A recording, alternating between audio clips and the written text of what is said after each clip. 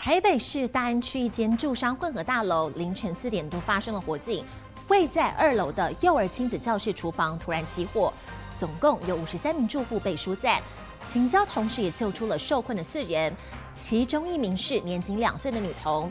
而这把火把厨房里的炉具跟杂物都烧毁，幸好没有造成伤亡。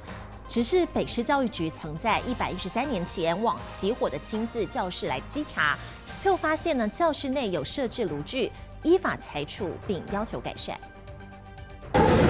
住商大楼2楼冒出橘黄色火光，浓浓白烟不停飘散。凌晨这把火把大家全都吓醒。2楼在烧。有人搀扶猫，有人搀扶家中长辈，赶紧下楼逃生。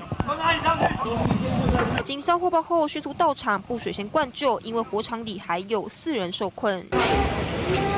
戴着共生面罩的妈妈抱着年仅2岁的女儿，惊恐逃离火场。女童还不停咳嗽，让人看了好心疼。事发在25号凌晨4点多，台北市大安区安和路上一栋地下2层、地上19层的大楼，2楼幼儿亲子教室的厨房突然起火燃烧。然后打开火大门，外面都是烟雾。里面的厨具以及杂物都被烧毁，警消一共疏散53人。另外，受困3楼的1男3女因为被呛伤，也紧急送医。相关的这个火灾的原因交由火调后续他会来做调查。